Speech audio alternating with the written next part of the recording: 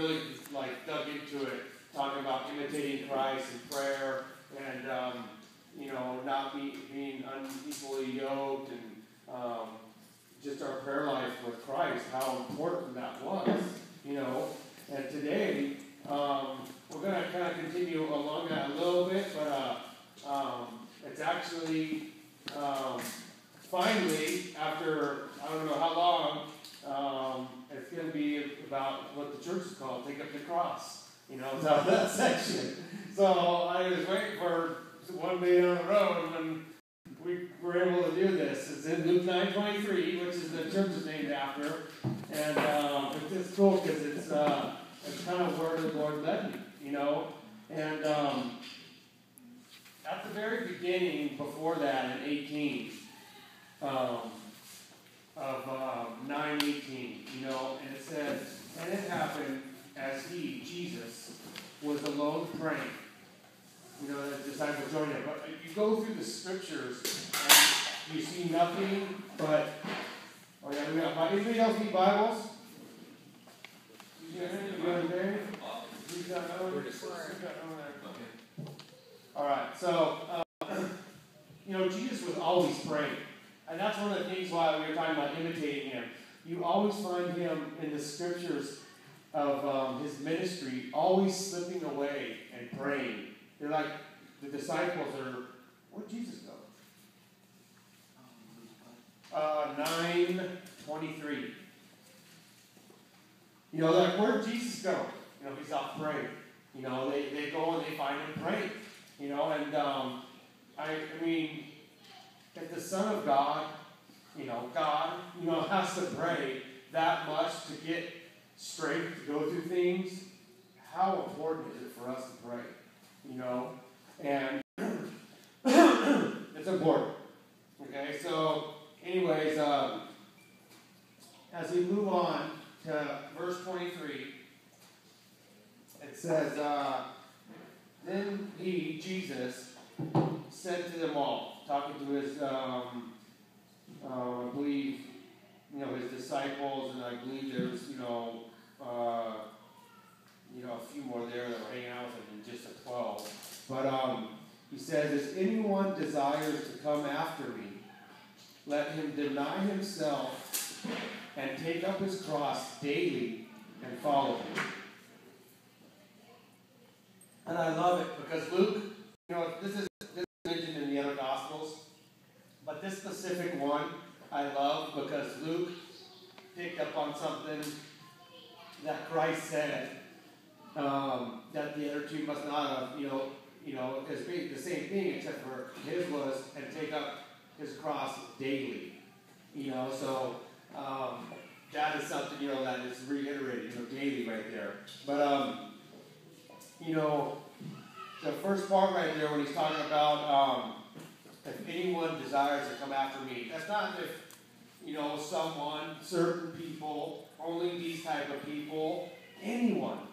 It doesn't matter, He's talking about the drunkards. He's talking about the people that are struggling with drugs, alcohol, even the Pharisees, if their eyes would have been open. He is talking about anyone. If anyone desires to come after me. Okay? But this is the thing. If anyone desires to come after me, he says, let him deny himself and take up his cross daily. So when he talks about, let him deny himself, denying yourself is a tough thing because denying yourself is stuff that you're going to want to do. When you go follow Jesus, it's you give up a lot, because you got salvation, you get a lot, but you also there's a lot of worldly stuff that seems so glamorous and so that you want the world makes so appealing, that the enemy makes so appealing that we have to deny ourselves of. And a lot of that stuff sometimes, for me it was drugs and even with my business, and money and getting wanting more and more of it, money and power just building it up, and when I first got saved, I desired to come after him, but the thing was I wasn't willing to deny myself everything, and that is the thing, I wanted to do some of the things, but not all of them when I came to him. Once I realized that there was certain things, like, I felt like I had been called into ministry, when I'd gotten saved, I tried to do everything my way instead of following him. Jesus was mainly following me, trying, knock on my shoulder to tell me, hey, turn around. This, I want you to do this. This is what I need you to do. And I continued to go on my own path, so to speak, instead of following him. And he was following me, which is it's backwards. And it ended up just being a disaster, and it wasn't until, literally 6 years later, after just battling up and down, back and forth, to where I finally surrendered and was like, okay, Lord, just take the wheel, And there's something in us that's like afraid to completely let go and let Christ have the wheel, and we deny ourselves. It says, and then, when it says take up your cross daily, each and every day, although, salvation is a free gift, Christ warns us that we're going to endure hardships, sufferings, trials, tribulations, some countries death. And, the devil is now coming at us. So that's what he's saying, we gotta take up our cross daily and follow him. We gotta, be in prayer. We gotta be prepared. And, underneath his grace, we have to be following him. If we're not following him and we're, a Christian, kind of turning into a carnal Christian, Satan is going to eat us up, because we're going to be bumping heads against him, and we don't, we don't fight like this with Satan. Our weapons are, not carnal, as it talks about. They're spiritual. And if we're not, prayed up and prepared and got that relationship with Jesus Christ that we talked about last week, we're going to get eaten up, spit up, and chewed up and spit out, that's what happened. That's what literally happened to me. And the thing is it's, that's so hard is to follow him and trust him, because literally there's so many things in life that when we are truly born again and we come to Christ, and he asks us right here, to deny ourselves, things. It might be a certain job even, or a certain something to where you're making more money, but it's going to take more hours away from your family, or it's going to be, which, was one of my cases, and then but I thought, well, the Lord wants me to make money, he's blessing me. I just try to create these excuses in my head, rather than, really praying about it. And if I would have truly been in tune with the Lord, I would have known, no, this isn't the right thing to do. He's going to provide a different way. But I seen a bunch of money, and I wanted it, and I went after it. So the thing is it's hard to say, well, what if I turn down that money, God, and there's no work, or I don't get a different job, or, what if I go your way and this happens? It's so hard for us because we want to control, the car. We want to be like we don't want to be the backseat driver. We try to be, we took a grab the wheel, but we're like, we want to drive the car. I hate sitting in cars where other people are driving. I like to drive. Even my wife, I just want to drive. I always want to drive, I just, for some reason. So I just hate, for some reason, even then when I'm driving, I notice people, because I drive a little crazy, I've heard, people are like always grabbing the wheel or trying to do, yeah, and trying to grab the wheel and interface. And I'm not, compared to myself to Jesus, but then, they're they probably have good reason not to trust, in my value. But, so that's probably a bad example.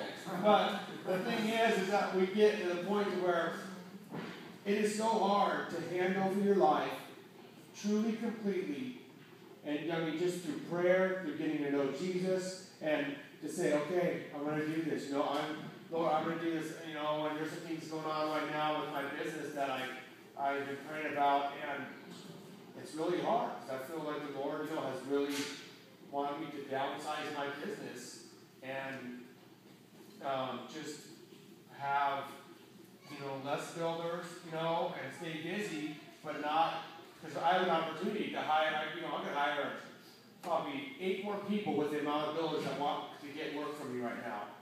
But the Lord has told me no. I've told it, I have a list of builders that they send me plans, this and that, and I know I don't want to take it on because I've actually went through that before, so with just getting overly busy with that was one of my downfalls before, and I was like, no money in the world is worth that. But still in the back of my mind, I'm like, Lord, but what if the builders that I got now go slow?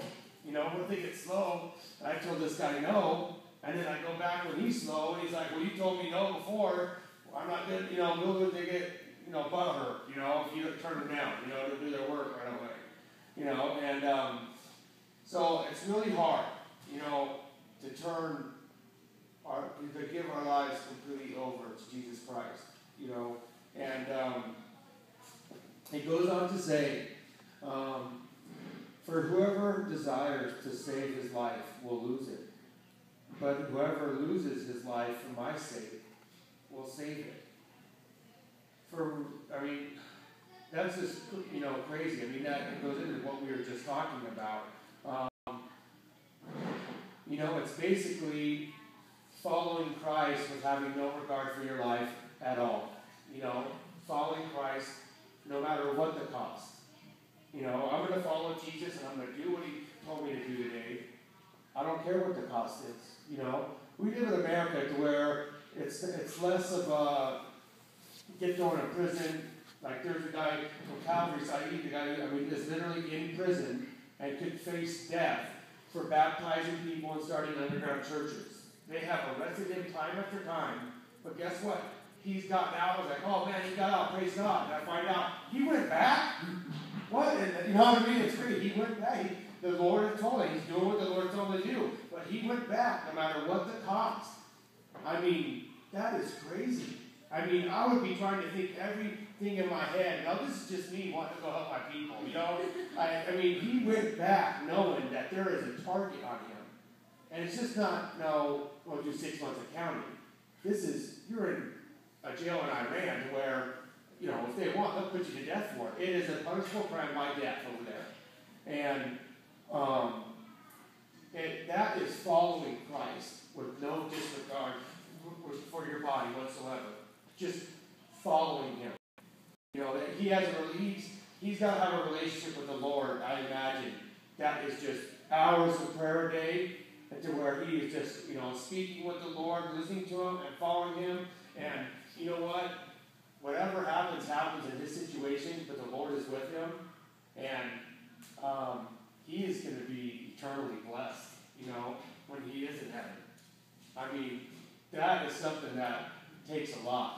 So, we're over in America, we got a lot less of a challenge, because we don't have to worry about our persecution's more ridicule, laughter, oh yeah, whatever, and Jesus, it's just, for some reason, every other religion is cool except for Jesus Christ.